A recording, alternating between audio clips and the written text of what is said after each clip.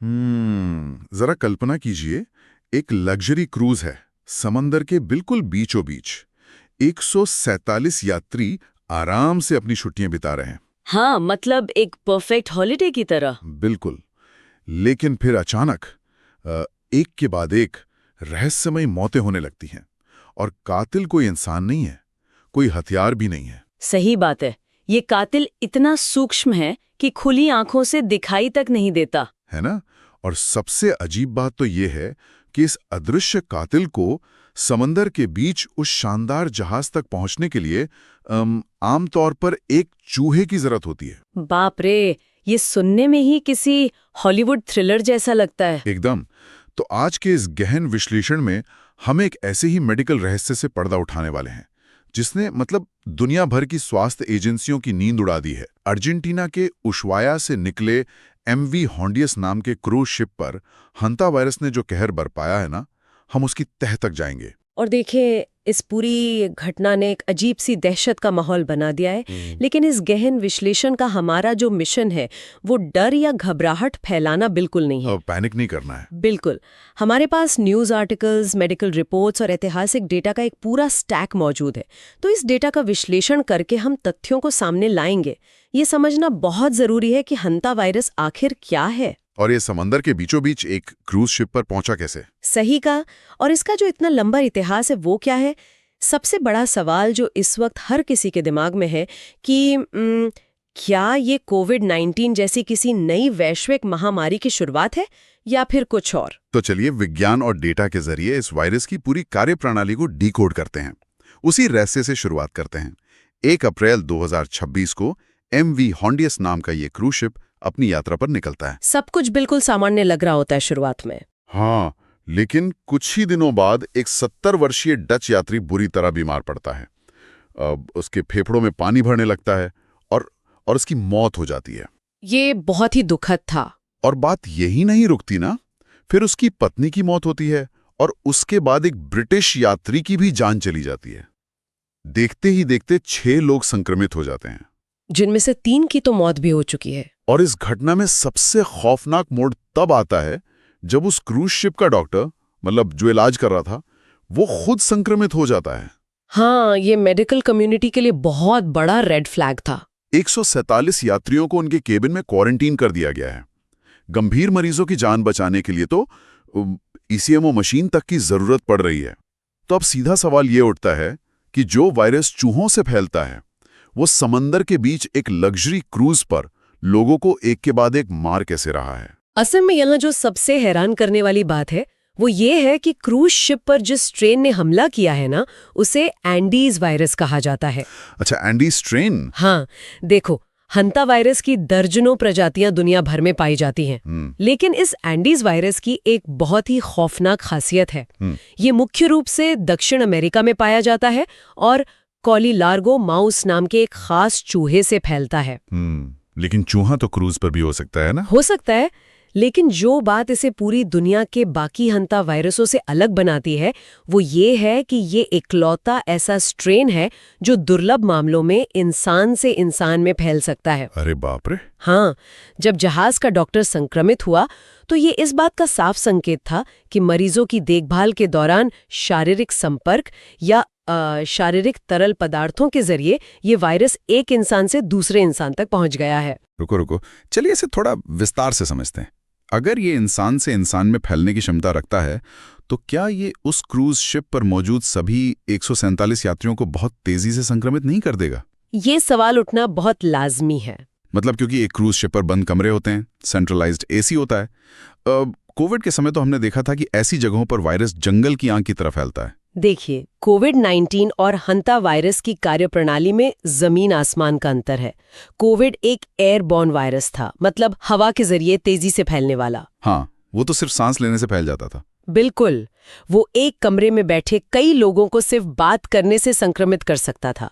लेकिन हंता वायरस, यहाँ तक कि उसका एंडी स्ट्रेन भी, वो हवा में उस तरह से नहीं तैरता। अच्छा, तो ये हवा से नहीं फैलता? नहीं, इसके इंसान से इंसान में फैलने के लिए बहुत ही करीबी संपर्क की जरूरत होती है। मतलब किसी संक्रमित व्यक्ति के शारीरिक तरल पदार्थों जैसे लार, पसीने या खून के सीधे संपर्क में आना पड़ता है। वो समझ गया। या फिर एक ही कैबिन में बहुत लंबे समय तक साथ रहना पड़ता है। बिना उचित सुरक्षा उपकरणों के किसी मरीज का करीब से इलाज करना भी इसका एक बड़ा कारण है, जो उस डॉक्टर के साथ हुआ। तो इसी वजह से 147 यात्रियों वाले बंद क्रूज पर मामले कुछ ही लोगों तक सीमित रहे। बिल्कुल सही। खैर, ये तो बहुत बड़ी राहत की बात है कि ये हवा के जरिए आसानी से नहीं फैलता। लेकिन फिर भी जिन लोगों को ये हुआ है उनकी हालत बहुत खराब है। मतलब मरीजों को ECMO मशीन पर रखना पड़ रहा है। हाँ, स्थिति गंभीर है। आमतौर पर हमने वेंटिलेटर का नाम ज्यादा सुना है जी, है ना। ये ECMO मशीन क्या करती है और इसकी नौबती क्यों आ रही है? की तरह से काम करना बंद कर देते हैं तब वेंटिलेटर भी मदद नहीं कर पाता। क्यों? वेंटिलेटर तो सांस देता है ना। हाँ, लेकिन वेंटिलेटर सिर्फ हवा को अंदर बाहर धकेलता है। अगर फेफड़ों के अंदर खून और पानी भर जाए तो जो ऑक्सीजन है वो खून में मिल ही नहीं पाती। और एंडीज वायरस यही करता है। एकदम, ये फेफड़ों को अंदर से पानी से भर देता है। ऐसी स्थिति में ECMO मशीन शरीर का सारा खून बाहर निकालती है, एक कृत्रिम फेफड़े के जरिए उसमें ऑक्सीजन मिलाती है और फिर उस शुद्ध खून को वापस शरीर में पंप करती है। बाप रे, ये तो मतलब शरीर के बाहर रखा एक कृत्रिम फेफड़ा और दिल हो गया। बिल्कुल, ये इस बात का सूचक है कि ये वायरस शरीर के अंदरूनी अंगों को कितनी बुरी तरह से तबाह कर देता है। ये प्रक्रिया सुनने में ही सिहरन पैदा कर देती है। मतलब फेफड़ों का पूरी तरह से पानी से भर जाना, जैसे कोई सूखी जमीन पर हवा में डूब रहा हो। ये बहुत भयानक अनुभव होता है। और चूंकि ये इतना घातक है तो ये सवाल उठना तो लाजमी है कि ये वायरस आखिर आया कहाँ से। अगर हम इतिहास के पन्नों को पलटें तो मेडिकल रिपोर्ट्स बताती हैं कि ये लाखों सालों से चूहों के भीतर खामोशी से पनप रहा है। लाखों सालों से? हाँ, यहाँ तक कि जो प्राचीन चीनी चिकित्सा ग्रंथ है हुआंगदी नीजिंग, उसमें भी ऐसे लिए रहस्यमयी बुखार और लक्षणों का जिक्र मिलता है। अच्छा, मतलब ये कोई नया वायरस नहीं है। बिल्कुल नहीं, लेकिन आधुनिक दुनिया में इसका सबसे खौफनाक सामना 1951 में कोरियाई युद्ध के दौरान हुआ था। अरे हाँ, वो घटना। उस समय का मंजर बहुत ही भयानक था। करीब 3200 संयुक्त राष्ट्र सैनिकों को एक रहस्यमयी बीमारी ने अचानक अपनी चपेट में ले लिया था। 3200 सैनिक? ये तो बहुत बड़ा नंबर है। लक्षण क्या थे? उन्हें तेज बुखार हुआ, शरीर पर चकते पड़े और उनकी किडनी तेजी से फेल होने लगी। उस समय मेडिकल साइंस पूरी तरह से चकरा गया था। मतलब गोलियों और बमों के बीच ये एक अदृश्य दुश्मन आ गया था। बिल्कुल, डॉक्टरों के बीच भारी दहशत थी। इसे कोरियन हेमोरेजिक फीवर का नाम दिया गया। कोई एंटीबायोटिक काम नहीं कर रही थी। सैनिक बस अचानक दम तोड़ रहे थे। तो इस रहस्य को सुलझाया कैसे गया? इसमें दशकों लग गए। पूरी दुनिया के वैज्ञानिक खोजते हैं। आखिरकार 1978 में दक्षिण कोरियाई वैज्ञानिक डॉक्टर हो वैंग ली ने एक बहुत बड़ी सफलता हासिल की। उन्होंने ही हंता वायरस खोजा था, है? हाँ, उन्होंने हंतान नदी के पास पकड़े गए चूहों की एक प्रजाति स्ट्राइप्ड फील्ड माउस के फेफड़ों के ऊतकों में इस वायरस को खोज निकाला। और नदी के नाम पर ही इसका नाम हंता वायरस पड़ गया। बिल्कुल, और इसी खोज के बाद इस पूरे समूह को हंता वायरस के नाम से जाना जाने लगा। लेकिन एक बात समझ नहीं आ रही, ये वायरस असल में शरीर के अंदर काम कैसे करता है? कैसे मतलब? मतलब कोरियाई युद्ध में सैनिकों की किडनी फेल हो रही थी, लेकिन आज क्रूज शिप पर मरीजों के फेफड़े पानी से भर रहे हैं। एक ही वायरस दो अलग अलग अंगों पर इस तरह से हमला कैसे कर सकता है? ये बहुत ही दिलचस्प सवाल है। इसे समझने के लिए हमें इसके मेडिकल मैकेनिज्म को देखना होगा। जब हंता वायरस शरीर में प्रवेश करता है तो यह मुख्य रूप से एंडोथेलियल सेल्स पर हमला करता है। एंडोथेलियल सेल्स ये क्या होती हैं? ये वो कोशिकाएं हैं जो हमारी रक्त वाहिकाओं मतलब ब्लड वेसल्स की अंदरूनी परत बनाती हैं। वायरस के प्रभाव से ये कोशिकाएं एक दूसरे से अलग होने लगती हैं। अच्छा, तो पाइप लीक होने लगता है। एकदम सही एनोलॉजी है। रक्त वाहिकाएं लीकी हो जाती हैं, खून की नलियों में से तरल पदार्थ रिसने लगता है। अब देखो, यह वायरस दुनिया के अलग अलग हिस्सों में अलग अलग तरह से विकसित हुआ है। एशिया और यूरोप में पाए जाने वाले स्ट्रेन में ये रिसाव किडनी के आसपास की रक्त वाहिकाओं में होता है, जिससे किडनी पर दबाव पड़ता है और वो फेल हो जाती है। बिल्कुल, लेकिन अमेरिका महाद्वीप में पाए जाने वाले स्ट्रेन में ये रिसाव सीधे फेफड़ों की रक्त वाहिकाओं में होता है। ओह, तो खून का पानी फेफड़ों में इतनी तेजी से भरता है कि मरीज को सांस लेने के लिए जगह ही नहीं बचती। सही कहा। तो अगर मैं इस पूरी बात को एक रूपक के जरिए समझने की कोशिश करूं, तो ये हंता वायरस परिवार एक बहुत ही खतरनाक अंतर्राष्ट्रीय क्रिमिनल फैमिली की तरह काम करता है। हाँ, कह सकते हैं। इस परिवार की 2 मुख्य शाखाएं हैं और दोनों के काम करने का तरीका बिल्कुल अलग है। एक शाखा है ओल्ड वर्ल्ड, जो एशिया और यूरोप का सिंडिकेट है। ये शाखा शरीर की किडनी को अपना निशाना बनाती है, जिसे मेडिकल भाषा में HFRS यानी haemorrhagic fever with renal syndrome कहते हैं। और दूसरी शाखा है न्यू वर्ल्ड, जो अमेरिका में सक्रिय है। ये शाखा सीधे इंसान के फेफड़ों पर जानलेवा हमला करती है, जिसे HPS कहा जाता है, यानी हंता वायरस पल्मोनरी सिंड्रोम। मतलब क्रूज शिप वाला एंडीज वायरस इसी न्यू वर्ल्ड सिंडिकेट का हिस्सा है। इस वायरस के व्यवहार को दर्शाता है, और अगर हम बड़े परिदृश्य से जोड़ें तो इसी न्यू वर्ल्ड रूप यानी फेफड़ों पर हमला करने वाले स्ट्रेन की खोज की कहानी भी मेडिकल इतिहास के सबसे बड़े रहस्यों में से एक है। वो 1993 वाली घटना? हाँ, इसके लिए हमें 1993 के अमेरिका में चलना होगा। एक इलाका है जिसे 4 कॉर्नर्स कहा जाता है, जहां अमेरिका के 4 राज्य आपस में मिलते हैं। यूटा, कोलोराडो, एरिजोना और न्यू मैक्सिको। बिल्कुल। मई 1993 में वहां एक बेहद अजीब घटना हुई। एक बिल्कुल स्वस्थ युवा नवाजो धावक को अचानक सांस लेने में तकलीफ होने लगी। और अस्पताल पहुंचने से पहले ही उसकी मौत हो गई थी, है ना? हाँ, और जब डॉक्टरों ने उसके परिवार से बात की तो पता चला कि उसकी मंगेतर की भी ठीक उसी तरह के लक्षणों से कुछ ही दिन पहले मौत हुई थी। दोनों बिल्कुल फिट थे, लेकिन उनके फेफड़े रहस्यमयी ढंग से पानी से भर गए थे। जब ऐसे 2 स्वस्थ युवा अचानक एक ही तरीके से मरते हैं, तो जाहिर है कि स्वास्थ्य विभाग में खतरे की घंटियां बज गई होंगी। बिल्कुल। CDC की टीमें तुरंत वहां पहुंच गईं। जब पूरे इलाके की जांच की गई और चूहों को पकड़ा गया, तो वेस्टर्न डियर माउस नाम के चूहे के अंदर एक नए वायरस का पता चला। और इसे ही सेन नोम्ब्रे वायरस नाम दिया गया। हाँ, जिसका स्पेनिश में मतलब होता है बिना नाम का वायरस। ये उसी न्यू वर्ल्ड परिवार का हिस्सा था। यहाँ एक बहुत बड़ा सवाल दिमाग में आता है। ये चूहे लाखों सालों से अमेरिका के उस इलाके में रह रहे थे, वायरस भी उनके अंदर लाखों सालों से मौजूद था, तो अचानक 1993 के वसंत में ही ये प्रकोप क्यों सामने आया? हाँ, ये सोचने वाली बात है। क्या वायरस में रातों रात कोई खतरनाक म्यूटेशन हो गया था? जवाब म्यूटेशन में नहीं है। अगर हम इसे बड़े परिदृश्य से जोड़ें तो ये पारिस्थितिकी यानी इकोलॉजी और मौसम के एक बहुत ही जटिल खेल में छिपा है। मौसम का खेल कैसे? 1991 और 92 के दौरान अल नीनो मौसम पैटर्न का प्रभाव चरम पर था।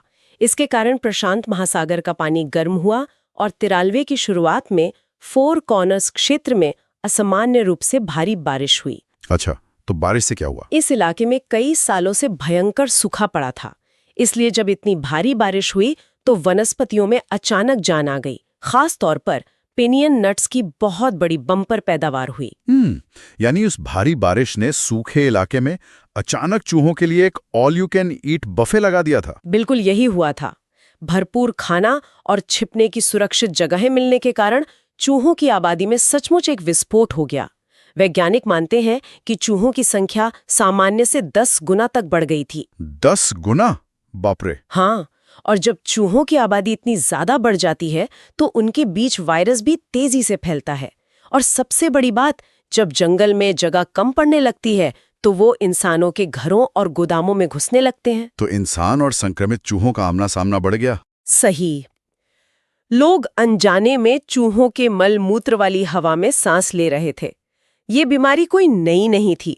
मौसम में आए बदलाव ने बस वायरस को इंसानों की दहलीज तक ला दिया था। इस 1993 की घटना का एक सामाजिक पहलू भी है जिस पर ध्यान देना जरूरी है।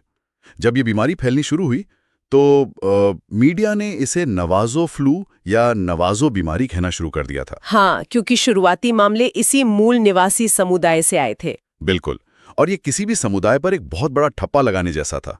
रिपोर्ट्स बताती हैं कि इसका परिणाम ये हुआ कि नवाजो समुदाय के लोगों को भारी भेदभाव का सामना करना पड़ा, जो कि बहुत ही गलत था। रेस्टोरेंट में उन्हें खाना देने से मना कर दिया गया।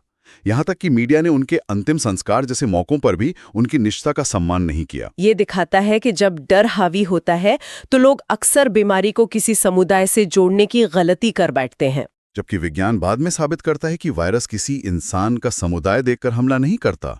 ये पूरी तरह से एक इकोलॉजिकल घटना थी। बिल्कुल, बीमारियों को जातीय पहचान से जोड़ना हमेशा असल कारण से ध्यान भटकाता है।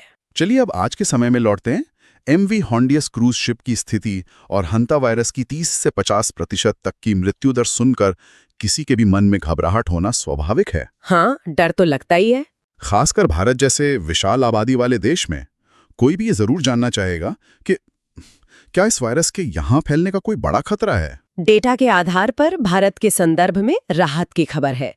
एम्स दिल्ली के डॉक्टर पुनीत मिश्रा और ICMR NIV पुणे के निदेशक डॉक्टर नवीन कुमार ने स्थिति बिल्कुल साफ की है। उन्होंने क्या कहा है? क्रूज शिप पर जो 2 भारतीय क्रू मेंबर संक्रमित पाए गए हैं वे आयातित मामले हैं। इसका अर्थ ये है कि उन्होंने ये संक्रमण भारत की सीमाओं के बाहर प्राप्त किया है। भारत के भीतर फिलहाल कोई स्थानीय आउटब्रेक या कम्युनिटी ट्रांसमिशन नहीं हुआ है। लेकिन इतिहास के पन्नों में ऐसा जिक्र मिलता है कि भारत में भी हंता वायरस पहले देखा जा चुका है ना? हाँ, ऐतिहासिक डेटा देखें तो 1964 में भारत में थोट्टा प्लायम वायरस नाम का एक स्ट्रेन मिल चुका है। कुछ स्टडीज में चूहों और इंसानों में एंटीबॉडीज भी मिले हैं। मतलब अतीत में एक्सपोजर हुआ है। लेकिन सबसे महत्वपूर्ण बात यह है कि भारत में आज तक इस वायरस के कारण कोई बड़ा आउटब्रेक या महामारी कभी दर्ज नहीं की गई। ये एक बहुत अच्छी खबर है। और भारत की स्वास्थ्य व्यवस्था इसके लिए पूरी तरह तैयार है। पूरे देश में 164 से ज्यादा लैब्स हैं जहां RT-PCR टेस्ट की सुविधा उपलब्ध है। तो अगर कोई मामला सामने आता भी है तो उसकी तुरंत पहचान की जा सकती है। बिल्कुल। ये जानना बहुत जरूरी है कि हंता वायरस कोई कोविड-19 नहीं है। कोविड नया था, लेकिन हंता वायरस सदियों पुराना है और विज्ञान इसे समझता है। लेकिन एक सवाल अक्सर उठता है, क्या इसका कोई यूनिवर्सल वैक्सीन नहीं बन सकता? वैक्सीन न बन पाने का कारण इस वायरस का भौगोलिक विस्तार है।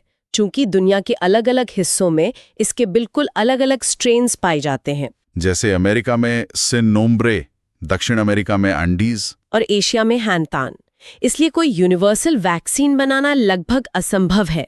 चीन और दक्षिण कोरिया ने अपने ओल्ड वर्ल्ड स्ट्रेन्स के लिए कुछ वैक्सीन विकसित किए हैं, लेकिन वे न्यू वर्ल्ड स्ट्रेन्स पर बेअसर हैं। तो फिर बचाव कैसे करें? आज भी इस वायरस से लड़ने का सबसे कारगर उपाय वैक्सीन नहीं, बल्कि साफ सफाई के सही तरीके ही हैं। और साफ सफाई के तरीके पर एक बहुत बड़ी चेतावनी देना जरूरी है। आमतौर पर जब घर या गोदाम में चूहों का मल मूत्र दिखता है तो हमारी पहली प्रतिक्रिया क्या होती है? झाड़ू उठाना और साफ कर देना, या फिर वैक्यूम क्लीनर चलाना। और ये सबसे बड़ी और घातक गलती है। सूखी झाड़ू या वैक्यूम क्लीनर का इस्तेमाल कभी नहीं करना चाहिए। बिल्कुल नहीं। इसके पीछे का विज्ञान समझना जरूरी है। वायरस चूहों के मल मूत्र और लार में मौजूद होता है। जब सूखी झाड़ू लगाई जाती है तो वो सूखा मल टूटकर बारीक धूल के कणों में बदल जाता है। ये वायरस हवा में एरोसॉल बन जाता है और जब कोई उस हवा में सांस लेता है तो वायरस सीधे फेफड़ों की गहराई में उतर जाता है। इसे समझने के लिए एक और रूपक का इस्तेमाल किया जा सकता है। चूहों के मलमूत्र को सामान्य घर की धूल की तरह नहीं समझना चाहिए। इसे एक छोटे से जहरीले केमिकल स्पिल की तरह ट्रीट करना चाहिए। बिल्कुल सही कहा। इस केमिकल स्पिल को साफ करने का प्रोटोकॉल बहुत स्पष्ट है। सबसे पहले रबर के दस्ताने पहनने चाहिए और मास्क भी। हाँ, अगर जगह बंद है तो मास्क लगाना आवश्यक है। इसके बाद ब्लीच और पानी का एक मजबूत घोल बनाना होता है, जिसमें 1 हिस्सा ब्लीच और 9 हिस्से पानी हो। 1:9। हाँ, इस घोल को चूहों के मलमूत्र पर अच्छी तरह स्प्रे करें। और सबसे अहम बात, इसे तुरंत साफ न करें। इसे कम से कम 10 मिनट तक भीगने दें। 10 मिनट क्यों? क्योंकि ब्लीच को वायरस की बाहरी लिपिड परत को तोड़कर उसे पूरी तरह से निष्क्रिय करने में इतना समय लगता है। उसके बाद ही इसे पेपर टॉवल या गीले कपड़े से साफ करके डबल प्लास्टिक बैग में सील करके फेंकना चाहिए। तो अगर इस पूरी चर्चा को समेटा जाए तो ये स्पष्ट होता है कि कैसे समुद्र के बीच एक क्रूज शिप पर फैली बीमारी ने मेडिकल दुनिया का ध्यान खींचा। बिल्कुल। हमने देखा कि कैसे कोरियाई युद्ध के दौरान इसने सैनिकों की जान ली और कैसे 1993 में मौसम के एक बदलाव ने चूहों के जरिए इस प्राचीन वायरस को इंसानों के बीच ला खड़ा किया। और ये भी स्पष्ट हुआ कि एक साधारण सी झाड़ू का गलत इस्तेमाल कैसे जानलेवा हो सकता है। ये पूरा विश्लेषण साबित करता है कि अनजान खतरे से डरने के बजाय सही जानकारी हासिल करना ही बचाव का सबसे अच्छा तरीका है। इतिहास बार बार साबित करता है कि वायरस हमेशा से प्रकृति का हिस्सा रहे हैं। खतरा तब पैदा होता है जब इंसान और उनके प्राकृतिक आवास के बीच का संतुलन बिगड़ता है। और यही बात आज के उस गहरे सवाल तक ले जाती है जिस पर गहराई से सोचने की जरूरत है। 1993 में केवल अल नीनो के एक मौसम पैटर्न ने बारिश लाकर चूहों की आबादी बढ़ा दी थी, जिसने वायरस को इंसानों तक पहुंचा दिया। आज के दौर में जब ग्लोबल वार्मिंग के कारण दुनिया भर में मौसम तेजी से बदल रहा है, जंगलों की अंधाधुंध कटाई हो रही है, तो क्या यह संभव है कि प्रकृति के किसी अंधेरे कोने में किसी अनजान जीव के अंदर छिपे ऐसे ही और भी प्राचीन वायरस नए इकोसिस्टम में प्रवेश करने के लिए बस एक भारी बारिश या बदलते मौसम का इंतजार कर रहे हों? ये वाकई डरावना लेकिन सोचने वाला सवाल है। वो सूक्ष्म कातिल जो चूहों पर सवारी करता है, वो कोई जादुई ताकत नहीं है, वो प्रकृति के नियमों से बंधा हुआ है। और उस बंद कमरे का रहस्य उस दरवाजे को और मजबूती से बंद करने से नहीं सुलझेगा, बल्कि यह समझने से सुलझेगा कि उस कातिल को अंदर आने का रास्ता किसने दिया। अगली बार जब मौसम में कोई अप्रत्याशित बदलाव दिखे तो शायद ध्यान सिर्फ बादलों पर ना जाए, बल्कि उस पूरी अदृश्य श्रृंखला पर भी जाए जो इस पूरे इकोसिस्टम को एक साथ बांधे रखती है। इस गहन विश्लेषण में साथ जुड़ने के लिए धन्यवाद।